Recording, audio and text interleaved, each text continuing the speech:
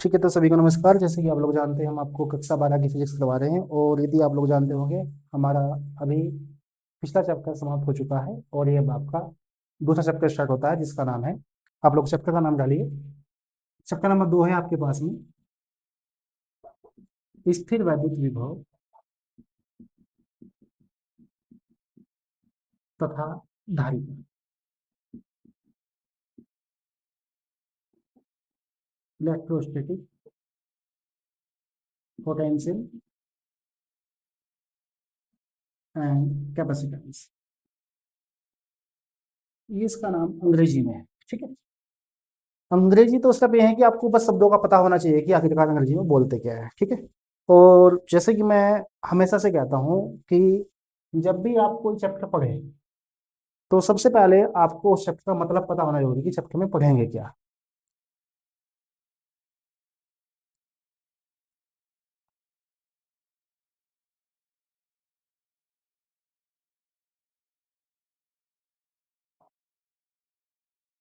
सब ठीक है ना? ठीक है, तो जैसे कि मैंने आपको बताया था कि जब भी आप कोई चैप्टर पढ़ेंगे, तो सबसे पहले आपको ये पता होना चाहिए कि चैप्टर में आप लोग पढ़ेंगे क्या। देखिए, चैप्टर का नाम क्या है? स्थिर वैद्युत विभव तथा धारिता। स्थिर मतलब स्टैटिक पोजीशन, ये तो स्थिर का मतलब होता है। लेकिन मेन क्या है? वैद्युत विभव तथा धारिता। देखिए, अगर हम बात करें एनसीईआरटी, क्योंकि हम आपको एनसीईआरटी के अकॉर्डिंग पढ़ा रहे हैं, है ना। और आपने देखा होगा, जब हमने आपको पिछला चैप्टर करवाया है, उसमें भी था आपके पास में वैद्युत आवेश तथा वैद्युत क्षेत्र, जो हमने आपको कंप्लीट करवा दिया है। और आप लोग उसको देख सकते हैं, टोटल 19 क्लास हो चुकी है। ठीक है, तो उसमें भी अगर आपने देखा होगा, उसमें भी 2 चैप्टर थे। कितने चैप्टर थे? 2। एक में था वैद्युत आवेश तथा वैद्युत क्षेत्र, और एक में अलग सा थे गोस की परमें। अगर बाय चांस मैं आपको एबीसी के जैसे पब्लिकेशन से उनके अकॉर्डिंग पढ़ा, जो साइड बुक होती है, या एसबीपी की कोई भी बुक हो, अगर उनके हिसाब से देखें, तो आपके पास में वैद्युत आवेश तथा वैद्युत क्षेत्र अलग चैप्टर है, और गोस कीपर में अलग चैप्टर है। लेकिन एनसीईआरटी के हिसाब से वो सिर्फ एक ही चैप्टर है ना। ऐसे ही अगर हम इसको देखें, तो यहाँ पर ये चैप्टर अलग है और ये चीज अलग है। लेकिन एनसीईआरटी में दोनों दोनों कंबाइंड चैप्टर है, एक ही चैप्टर है ना। तो आपको समझना है, देखो, मतलब आप समझो कि चैप्टर 2 पार्ट में डिवाइड है। चैप्टर कितने पार्ट में डिवाइड है? 2 में। स्थिर बद्ध भी वो अलग पार्ट है, और धारिता अलग पार्ट है। मतलब चैप्टर एक है एनसीईआरटी के हिसाब से, लेकिन पार्ट कितने हैं इसके? 2 है। समझिए नहीं बात को? तो देखिए, जब हम चैप्टर आपको बताएंगे, तो दोनों का एक दूसरे से संबंध तो है, दोनों का एक दूसरे से संबंध है, इसलिए दोनों को एक जगह रखा हुआ है चैप्टर में, क्योंकि दोनों एक दूसरे से संबंधित है। संबंधित जब सीखेंगे आप लोग, जब इसी चैप्टर आगे चल के आएगा। ठीक है, अब देखिए, जो आपके पास में चैप्टर है, सबसे पहले हम चैप्टर का मतलब बता दें। चैप्टर का मतलब क्या है? विद्युत विभव, इलेक्ट्रिक पोटेंशियल। क्या आप लोगों ने, सबसे पहले बताओ, अपने दैनिक जीवन में कहाँ पर देखा है? शुरुआत यहीं से होती है कि विभव आपने अपने दैनिक जीवन में कहाँ पर देखा है। देखिए, चैप्टर जब पढ़ेंगे ना, तो पहले उसको अपनी रियल लाइफ से जोड़ो, है ना, कि रियल लाइफ में आखिरकार हम देखते कहाँ हैं। ठीक है, नहीं बात मानने की बात है। ऐसे तो हम सब पढ़े हैं यार कि ये कि फलाना की ना परिभाषा है, कौन सी बड़ी बात है, किताबों में भी लिखी है, हर जगह लिखी है, कौन सी दिक्कत आ रही है ना। लेकिन किसी भी चैप्टर को पहले अपनी रियल लाइफ से जोड़ो, कि रियल लाइफ में यूज कहाँ है।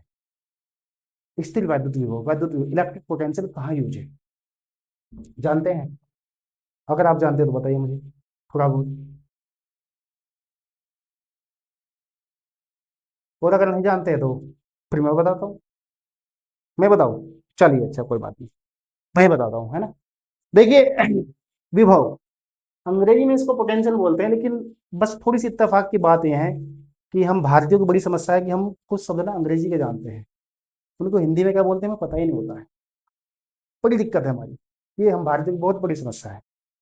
अच्छा, आपने अपने दैनिक जीवन में एक शब्द यूज किया, वोल्टेज। यूज किया है, नहीं किया है? पक्का यूज किया ना वोल्टेज। आप लोग दैनिक जीवन में हमेशा अरे मोबाइल चार्जिंग करते हैं, पूछते हैं कि भैया कितने वाट का चार्जिंग है? 65 वाट का, 80 वाट का। वो तो शक्ति हुई उसकी, पावर हुई। अरे भैया कितनी वोल्टेज आ रही है? कभी ऐसा था ना, कभी कभी आपने देखा होगा कि लो वोल्टेज की समस्या होती है, वोल्टेज लो आ जाती है, तो फिर लाइटिंग ढंग से जो आपके कंपोनेंट होते हैं वो काम नहीं करते। पता होगा ना आपको इतना अच्छे से, है ना। तो वोल्टेज शब्द सुना है ना, सुना ना पक्का वोल्टेज। वोल्टेज विभव का मात्रक होता है, ये दैनिक जीवन है। लेकिन पता किसी को नहीं। कमाल की बात है ना। क्या है? वोल्टेज विभव का क्या है? मात्रक होता है, जिसको हम सब कुछ बताया जाएगा, सब कुछ लिखवाया जाएगा, टेंशन नहीं लेने का, ठीक है ना? एक बात, सब कुछ सारी डेफिनेशन में यहाँ पे लिखवाऊंगा, सब कुछ आपको, मात्रक विमा सब कुछ बताया जाएगा, कोई दिक्कत वाली बात नहीं, आपको अभी लिखने की जरूरत नहीं है, सारी परिभाषा यहाँ पे लिखवाऊंगा, कोई दिक्कत वाली बात नहीं, ठीक है ना? तो दैनिक जीवन में तो कहाँ यूज है, मतलब एक शब्द से बात समझ में आ गई होगी, वोल्टेज, है ना? और दैनिक जीवन में इस शब्द का हम हमेशा इस्तेमाल करते हैं, करते नहीं करते हैं? वोल्टेज क्या होती है क्या नहीं होती, पक्की बात है। तो ये तो हुआ विभव का, वैसे मैं इसके बारे में और बहुत सारी चीजें हैं, आपको बताऊंगा बाद में जब चैप्टर चलता रहेगा बीच बीच में, है ना? लेकिन अभी थोड़ा समझो, क्योंकि अगर पूरा एक्सप्लेन कर दूंगा तो फिर बहुत कुछ बाकी रह जाएगा, फिर इतना समय भी नहीं होता, ठीक है? तो ये तो है एक शब्द सिर्फ इसे दैनिक जीवन में एक्सप्लेन करने के लिए, क्या चीज बता मैंने तुम्हें? वोल्टेज, और आपको पता भी है कि होता क्या है। अगला टॉपिक क्या है? धारिता, कैपेसिटेंस, ये पार्ट 2 है इसका। इसको बताओ, इसको दैनिक जीवन में यूज किया नहीं किया? बताइए, हाँ बताइए, बिल्कुल आप अपने हिसाब से बताइए पहले, फिर मैं बताऊंगा, कोई बात नहीं।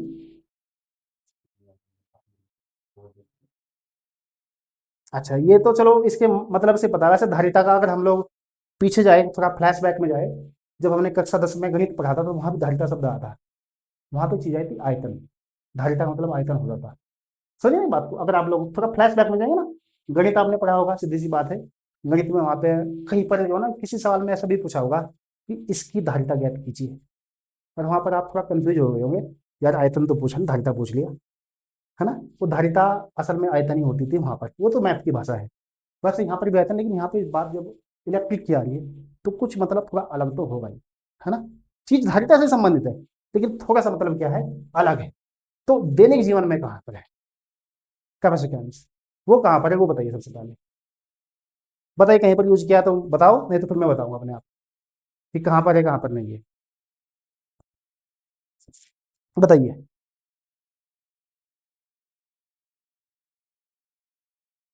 नहीं बता दो कोई बात नहीं, फिर मैं बताता हूँ। मैं बताऊँ, चलो। अपने दैनिक जीवन में आपने एक शब्द यूज किया, कंडेंसर।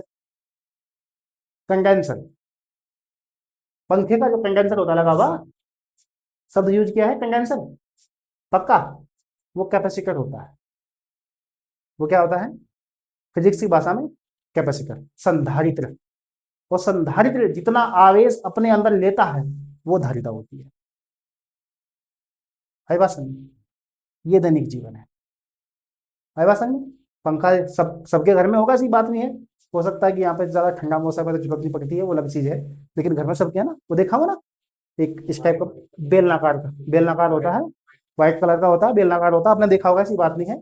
वो कंडेंसर होता है, हमारी सिंपल भाषा में कंडेंसर बोलते हैं, वो उसकी शुद्ध भाषा है नहीं कंडेंसर। वैसे फिजिक्स की भाषा में उसका नाम होता है कैपेसिटर। क्या नाम होता है? कैपेसिटर। और हिंदी में बोलते हैं उसको संधारित्र। हिंदी तो आपको पता ही नहीं होगा, है ना? हिंदी तो पता ही नहीं होगा, क्या बोलते हैं? संधारित्र। और उसके अंदर जो लाइट जाती है, जब वो आवेश ग्रहण कर लेता है, वो होती है इसकी धारिता, कैपेसिटेंस। ठीक है ना ये बात? एक चीज तुम्हें काम की बताता हूँ, जो बड़े काम की, जो किसी को शायद पता भी होगा आपको या नहीं पता होगा, अभी हो जाएगा पता, पता होगा नहीं पता होगा, देखिए। संधारित्र की एक खासियत होती है, संधारित्र बोले तो कैपेसिटर, जिसे आप कंडेंसर बोलते हैं अपनी भाषा में, ठीक है? उसकी एक खासियत होती है, अगर एक बार उसके अंदर लाइट चले गई, मतलब आवेश चला गया, जिसको हम बिजली कहते हैं ना, ज्यादा तो चार्ज ही है, आवेश ही तो होता है। अरे, आप अपना मोबाइल चार्जिंग करते हैं, ये बात मैंने पहले चैप्टर में बता रखी है। कभी आपने ऐसा कहा है कि मैं अपने मोबाइल को आवेशित कर रहा हूँ? कभी कहा है? क्या बोला है हमेशा? मैं अपने मोबाइल को चार्जिंग कर रहा हूँ जी। ऐसे तो बोलते हैं चार्ज कर रहा हूँ, चार्जिंग कर रहा हूँ, तो चार्ज में हिंदी में क्या बोलते हैं? आवेश। कभी हिंदी के शब्दों का यूज किया है? नहीं किया ना? सोचो ना, आप अपने हिसाब से बात समझ लो, क्या हिंदी के शब्दों का यूज किया है? नहीं किया ना? तो ये थोड़ा समझ लो बस। तो थोड़ी यही समस्या, ये तो हम भारतीयों की पहले समस्या भैया, हमें चीजों का अंग्रेजी में पता है, हिंदी में पता ही नहीं होता कि क्या बोलते हैं क्या नहीं बोलते, ठीक है नहीं बात? तो इसी चीज से अब जब बात हम इसकी करते हैं, है ना, कैपेसिटर की, तो मैं आपको इसके बारे में क्या खासियत बता रहा हूँ बात। देखिए, अगर एक बार कंडेंसर की क्या खासियत होती है, ये तो जब चैप्टर पढ़ेंगे ना तब भी सीखेंगे हम, लेकिन थोड़ी सी खासियत अभी भी बताता हूँ, क्योंकि फिर चैप्टर का मतलब समझ में आ जाएगा कि मतलब क्या था चैप्टर का और क्या हम इसे पढ़ने वाले हैं। इतना ही नहीं पढ़ने वाला, सिर्फ जो बता दिया, पढ़ेंगे तो बहुत कुछ इसमें बवाला है, कहीं आर्टिकल है, कहीं कुछ है, कहीं कुछ है, बहुत सारी चीजें हैं इसमें, कई दुनिया भर के सवाल भी है ना?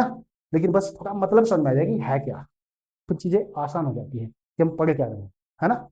तो एक बात मैं क्या बता रहा हूँ कि एक बार जो कंडेंसर आपने देखा ना अपने घरों में, अगर इसमें एक बार लाइट चली गई, मतलब इसके अंदर एक बार आवेश चलेगा, मैं तो ये बोलूंगा फिजिक्स की बात, ठीक है। अगर इसके अंदर एक बार क्या चलेगा है, आवेश, तो वो आवेश अपने अंदर संग्रह कर लेता है। संग्रह मतलब स्टोर कर लेता है। क्या कर लेता है इसको, स्टोर। मतलब अगर एक बार बिजली चलेगी इसके अंदर, तो वो आवेश उसके अंदर हमेशा रहता है, जब तक किसको डिस्चार्ज ना किया जाए। मतलब कहने का ये है, अगर आपके घर में कोई नया पंखा है, आपने उसको एक बार यूज कर लिया, चाहे बिजली आए या ना आए, उसके अंदर करंट हमेशा रहता है, और आप घर में जाके चेक कर सकते हैं। ठीक है, वो कंडेंसर है, उसको निकालो, उसमें दो तार होते हैं, दोनों क्या ना पकड़ के देखो, बाल सीधे ना हो गए तो मुझे मुझे बताना। ठीक है ना, ये बात बिना बिजली के। ठीक है, इसलिए आपने देखा होगा जब भी मिस्त्री इसको ठीक करता है ना, पहले उसको डिस्चार्ज करता है, दोनों को टच करता है, वो डिस्चार्ज होते हैं तब जाकर इसको यूज करता है, आगे काम करता है। ठीक है ना, आप ये चीज देख सकते हैं दैनिक जीवन में। ठीक है ना ये बात, तो दैनिक जीवन में देखो यहाँ पर इस्तेमाल है बात समझ में। अब आजकल पार्टिकल क्या है, ये दैनिक जीवन का मामला नहीं है, ये लैब का मामला है, वो सब यहाँ पर सिखाएंगे। ठीक है ना ये बात, लेकिन दैनिक जीवन में क्या है ये बात आप समझ गए होंगे, क्या नहीं है क्या नहीं है। ठीक है, क्लियर है, कोई दिक्कत तो नहीं है। अब देखिए, अब विभव और विभवांतर का मतलब समझिए कि क्या होते हैं क्या नहीं होते हैं, है ना। पहले इस पर चलते हैं, वो बाद का पार्ट है। ठीक है, पहले कुछ पार्ट पर चलते हैं जरा, विभव पर, है ना, क्योंकि वो दूसरा पार्ट है चैप्टर का, वो दूसरे पार्ट में हम इसकी बात करेंगे। क्लियर है, चलिए एक बात समझिए, थोड़ा समझिए। समझ लो ये आपका गांव है, क्लियर है, और ये है आपका वो पावर पॉइंट, जिसको आप अपनी भाषा में हैडिल बोलते हैं। हैडिल बोलते हैं ना, जहां से बिजली आती है, क्या बोलते हैं इसको, हैडिल तो बोलते हैं, कुछ और बोलते हैं अपनी भाषा में। हैडिल बोलते हैं, क्या बोलते हैं, पावर जंक्शन होता है वैसे, सिंपल भाषा में बात करें तो, फिजिक्स की भाषा में बात करें तो क्या होता है, पावर जंक्शन, जहाँ से पावर डिस्ट्रीब्यूट होती है। हाँ, बिजली घर, बिल्कुल बिल्कुल बिजली घर बोल सकते हैं, है ना। हाँ, इलेक्ट्रिक हाउस, है ना, ऐसे बोल सकते हैं, पावर जंक्शन कुछ भी। और हमारे जैसे शब्द यूज करते हैं हैडिल, हम उसको हैडिल बोलते हैं अपनी देसी भाषा में। ठीक है ना ये बात, क्लियर बात है। तो ये पावर हाउस है, ये आपका घर है, जानते हैं। बीच में यहाँ से बिजली आती है, बीच में एक खंबा लगा होता है, इस पर बीच में एक ट्रांसफार्मर लगा होता है, जानते हैं। और यहाँ से आपके घरों में बिजली पहुंचती है, पक्का पहुंचती है। देखो, आप ना चैप्टर जब पढ़ेंगे ना, उसको बिल्कुल पहले दैनिक जीवन से जोड़ो कि क्या क्या हो रहा है, तब सीखोगे ना तो मजा आएगा। ठीक है ना ये बात, और ऐसे सीख लोगे तो फिर फालतू में तो परिभाषा तो हर जगह लिखी हुई है, कौन सी बड़ी बात है, नहीं। ठीक है, तो ये है वो आपका क्या है, बिजली घर है, बीच में एक खंबा है, ये आपका घर है, आपको लाइट मिल गई पक्का। जब आपको पता कि बीच में यहाँ पे खंबा है, तो यहाँ से यहाँ पे कितनी वोल्टेज पहुंचती है, आप सब जानते होंगे इस चीज को, कितनी पहुंचती है, 11,000। कितनी पहुंचती है, सुना होगा, सिंपल सी बात है, तो नॉर्मल सुना ही सुना है आपने, क्या सुना है कि भैया 11,000 पहुंचती है ना। बीच में ट्रांसफार्मर होता लगा हुआ, फिर घर में पहुंच जाती है 220 वोल्टेज, जो मानक पैमाना है, जो मानक पैमाना, साइंटिफिक पैमाना, वैसे कभी 200 250 होती रहती है ऊपर नीचे तो, लेकिन जो मानक पैमाना है वो 220 वोल्टेज का है। किसका है, 220। आपने बल्ब में देखा होगा, लिखा हुआ 220 वोल्ट की जो लिखा होता है अक्सर, क्योंकि मानक पैमाना वही है, स्टैंडर्ड जो मेथड है। ठीक है ना ये बात, कितना होता है, 220 वोल्टेज।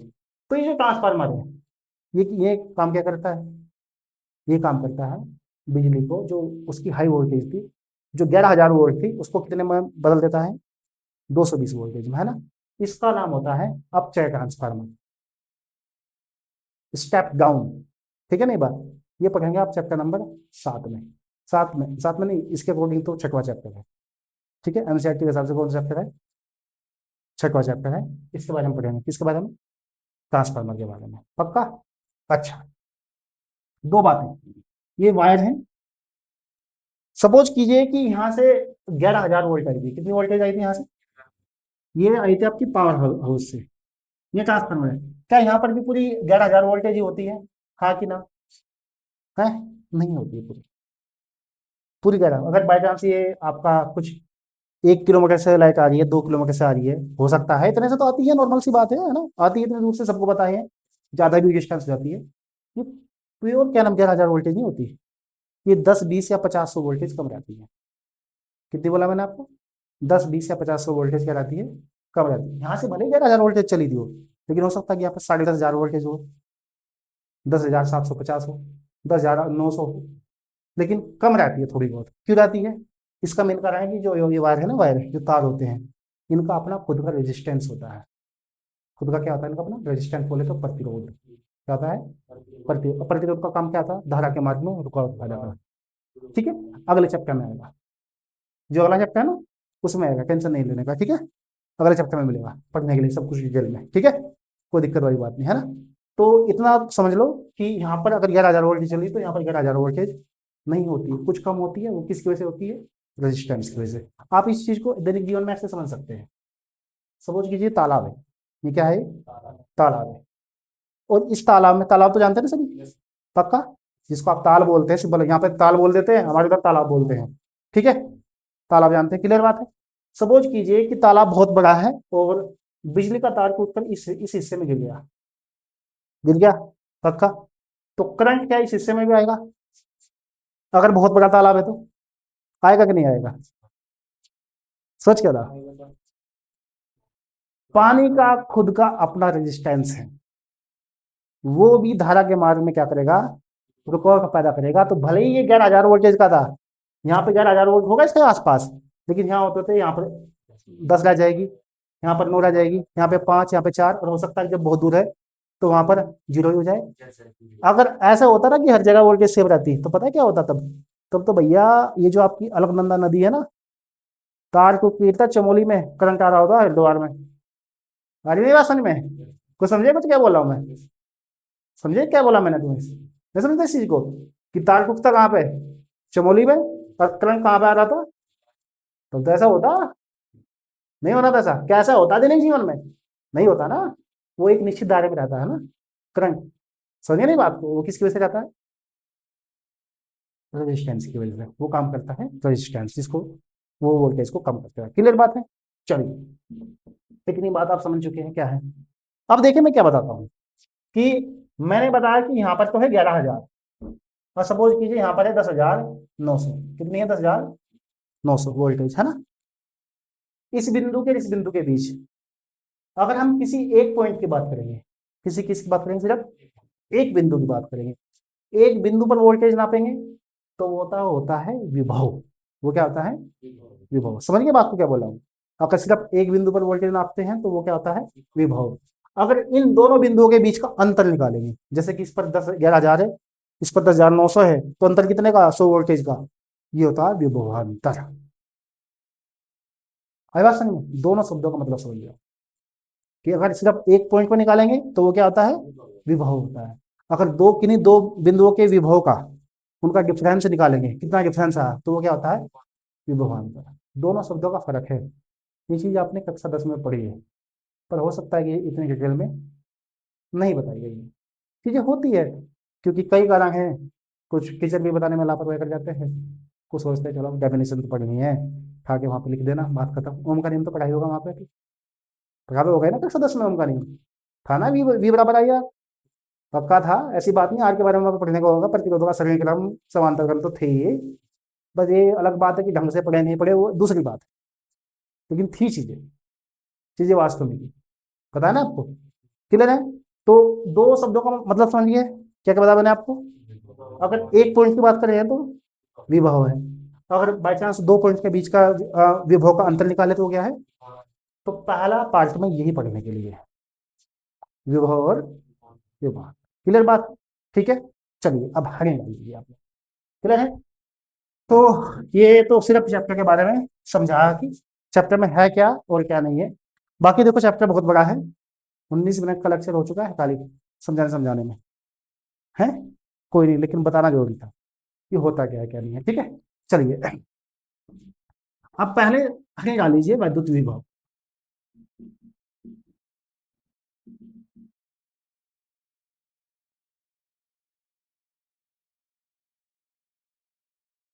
ठीक है।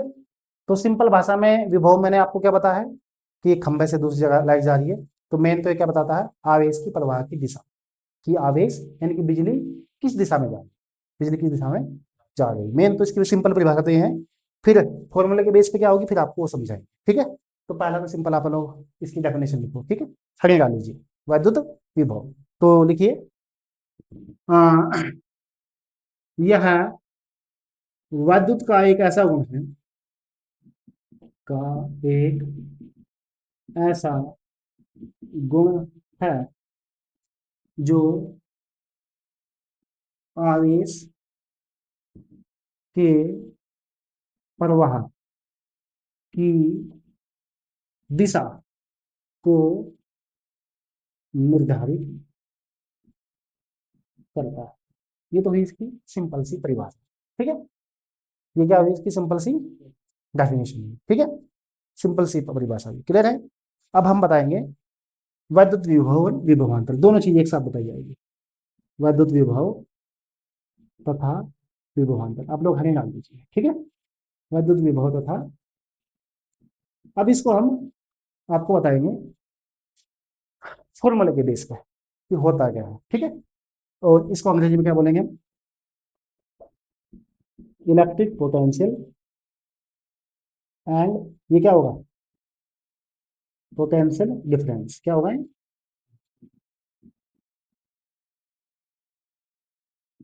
ठीक है, पोटेंशियल डिफरेंस बोले तो अंतर, सीधी सी बात है। क्लियर है।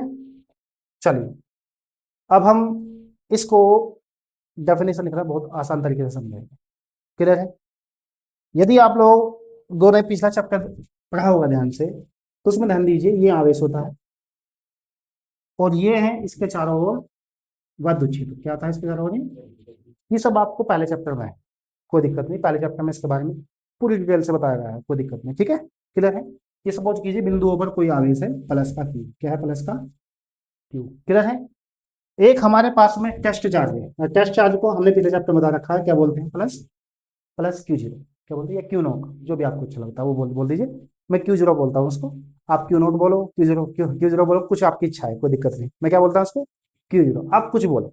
ठीक है, आप क्यू नॉट बोलते हैं, कोई दिक्कत नहीं है ना। जैसे कि ये एप्सिलॉन होता था पिछली बार, है ना। मैं एप्सिलॉन जीरो पढ़ता हूँ, आप सर इसको एप्सिलॉन नॉट पढ़ते हो, कोई बड़ी बात नहीं है, तो कोई बड़ी बात नहीं, वो तो उससे कोई दिक्कत नहीं है। ठीक है, कोई दिक्कत वाली बात तो नहीं है। ठीक है, अब देखिए प्लस क्यू जीरो क्या होता है, हमने बता रखा पिछले चैप्टर में। प्लस क्यू जीरो होता है परीक्षण आवेश, हिंदी में बोलते हैं इसको परीक्षण आवेश। ठीक है, परीक्षण आवेश यानी कि अंग्रेजी में होता है टेस्ट चार्ज। और मतलब क्या होता है, जिस पर हम प्रयोग कर रहे हैं, अरे नाम से समझो ना, इसके क्या, उसका नाम क्या है, परीक्षण आवेश। मतलब इस पर हम क्या कर रहे हैं, प्रयोग कर रहे हैं, ये मतलब है इसका। समझे कुछ, कभी नहीं समझो कि खाली प्लस क्यू जीरो है, मतलब क्या है उसका, क्योंकि हम इस पे क्या कर रहे हैं, एक्सपेरिमेंट हम इसी पे कर रहे हैं। क्लियर बात है ना। ठीक है, तो देखिए ये कोई आवेश है, ये इसका वैद्युत क्षेत्र है। तो हमने क्या करा, इसको हम इस बिंदु से इस बिंदु पर ले आए, ये ए है, ये बी। ठीक है, इसको हम पहले यहां पर लाए, फिर हम यहाँ पर लाए। तो जब हम इसको लेके आ रहे हैं, कुछ ना कुछ तो काम करना पड़ेगा ना, कार्य तो होगा ना। तो जो कार्य होता है उसको क्या बोलते हैं, डब्लू। पक्का जानते हैं आप लोग, है ना, उसको क्या बोलते हैं, डब्लू। और ये जो परीक्षण आवेश है, इसका नाम क्या है, क्यू जीरो। पक्का, इन दोनों का अनुपात क्या कहलाता है, विभवान का। ये परिभाषा है, समझ गए क्या परिभाषा है। और बस ये लिखना, बस थोड़ी सी रिफाइन करना है, थोड़ा सा क्या करना है इसको, रिफाइन, बस थोड़ी सी अच्छी सी लिखनी है। लिखना क्या है, कि जब किसी आवेश के विद्युत क्षेत्र में, जब किसी आवेश के विद्युत क्षेत्र में किसी परीक्षण आवेश को एक बिंदु से दूसरे बिंदु तक, एक बिंदु से दूसरे बिंदु तक लाया जाता है, तो उसे लाने में किए गए कार्य तथा उस परीक्षण आवेश के अनुपात को उन बिंदुओं के बीच विद्युत विभवांतर कहते हैं। सीधी सी परिभाषा है, परिभाषा ऐसे लिखी जाती है फिजिक्स में, कभी भी रखना नहीं है। समझे नहीं बात को, सिर्फ चीजों को समझना है कि लिख कैसे रहे। ठीक है, लिख कैसे रहे सिर्फ ऐसे समझना है, बाकी सब कुछ इन पे होता है डिपेंडेशन। ठीक है, परिभाषा समझिए ना कैसे लिखना है। ठीक है, अब लिखना शुरू करिए परिभाषा। ठीक है,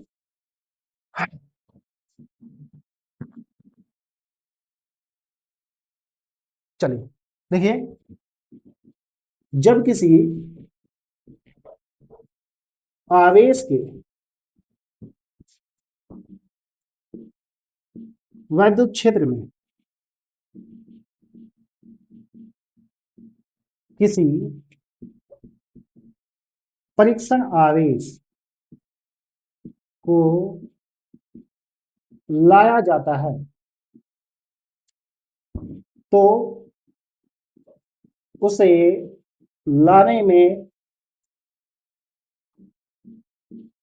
किए गए कार्य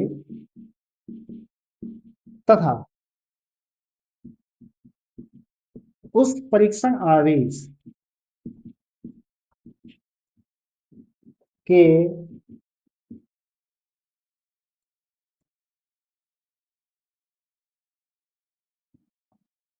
अनुपात को, इसमें हमने एक चीज छोड़ दी है, तो मध्य से एक बिंदु से दूसरे बिंदु तक किसी परीक्षण आवेश को क्या लिखेंगे यहाँ पर, एक बिंदु से, क्योंकि यहाँ पर बात बिंदु की होती है ना, एक बिंदु से दूसरे बिंदु तक, समझ गए,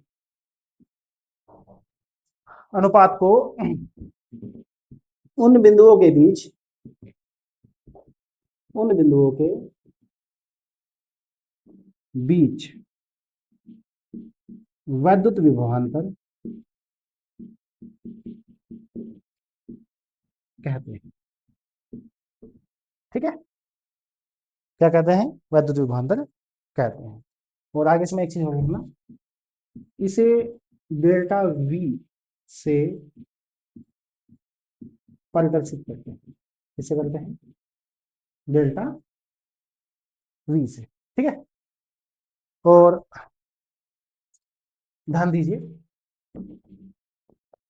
इसमें एक बात होनी है, यदि किसी आवेश को, मैं नाम से लिखना, यदि किसी परीक्षण आवेश, यदि किसी परीक्षण आवेश प्लस क्यू जीरो को बिंदु ए से बी तक लाया जाए तो तब क्या होगा। ठीक है, तो तब क्या होगा, देखो डेल्टा वी बराबर फॉर्मूला होगा डब्ल्यू अपॉन क्या होगा, क्यू नॉट या क्यू जीरो, जो भी आप बोलते हैं। ठीक है, क्यू नॉट बोल दीजिए या फिर क्या बोल दीजिए इसको, क्यू जीरो। क्लियर है।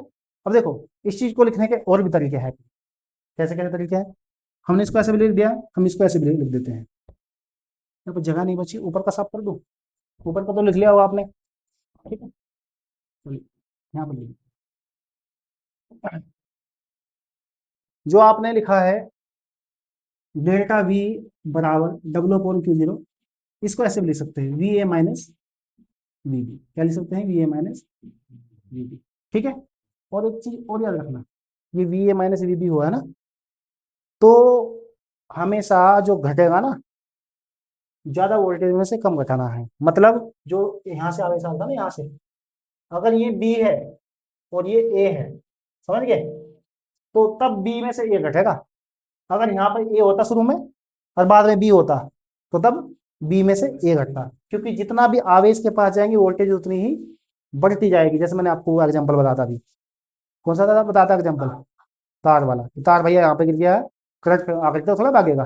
ठीक है, नहीं मतलब वो मतलब है, समझिए ना बात को, तो हमेशा किसमें से घटेगा, बड़े में से। तो यहाँ पे हमने बी माना है शुरुआत में और बाद में क्या माना है, ए, तो तब जाके V A minus V B हुआ है। ठीक है, और या फिर आप लोग इसको ऐसे भी बोल सकते हैं, वी बी टेंड्स टू ए, इसको ऐसे भी लिख सकते हैं। इससे बात क्लियर हो गई होगी कि पहले बी पे कहा है और बाद में किस पे कहा है, ए पर, इसलिए बी ए माइनस बी दिया है। ठीक है, क्लियर है, कोई दिक्कत तो नहीं है। तो ये तो गया इसके फॉर्मूले। ठीक है, ये सब तरीके हैं इसको लिखने के अलग अलग। अब बात करते हैं इसके मात्रक की, इसकी बात करते हैं भाई, मात्रक। तो मात्रक क्या होगा, देखो ध्यान दीजिए, नीचे का तो आपने लिख लिया, कोई दिक्कत नहीं है। मात्रक क्या होगा, आप लोगों ने कक्षा 11 की फिजिक्स तो कहना पड़ी है ना ढंग से, पक्का, हाँ कि ना, चलो अभी हो जाएगा पता कितनी पड़ी है कितनी नहीं पड़ी है। ठीक है, चलिए ध्यान दीजिए, मात्रक कार्य का क्या होता है, जो जानते हैं ना, आवेश का क्या होता है, पिछले चैप्टर में पढ़ा रखा है, कूलाम। ठीक है, क्लियर है, इसको शॉर्ट में जे अपॉन सी लिख सकते हैं, जूल प्रति कूलाम। क्लियर है, और इसको बोलते हैं वोल्ट, क्या बोलते हैं इसको, वोल्ट। वोल्ट क्यों बोलते हैं, वोल्ट क्यों बोलते हैं इसको, आपने देखा ना कि कहीं पे जूल बोल दिया, कहीं पे न्यूटन, कहीं पे वोल्ट, क्यों बोलते हैं, अरे भैया इसकी खोजना वैज्ञानिक वोल्ट ने की, अपने नाम पे रख दिया वोल्ट, बात खत्म। है नहीं बात समझ में, ऐसे ही जो न्यूटन था ना, बल की खोज न्यूटन ने की थी, अपने नाम पे रख दिया मात्रक न्यूटन जी, बात खत्म। कार्य खोज किसने करी थी, जूल ने, अपने नाम पे रख दिया जी मात्रक जूल। ऐसे मामले हैं, समझ नहीं बात, जिसने जिसकी खोज की उसका मात्रक अपने नाम पे ही रख दिया, ये मामला है। ठीक है, क्या बोलते हैं इसको, वो क्लियर है। अब बात करते हैं हम इसकी विमा की, किसकी बात करेंगे, विमा की। अभी देखते हैं कक्षा 11 की फिजिक्स पढ़ी नहीं पढ़ी। ये है ऊपर कार्य, कार्य की विमा बताओ क्या होती है। चलो, कक्षा 11 में हमने पढ़ी है विमाएं, ऐसी बात नहीं कि ना पढ़ी हो, बताइए ना क्या होगा।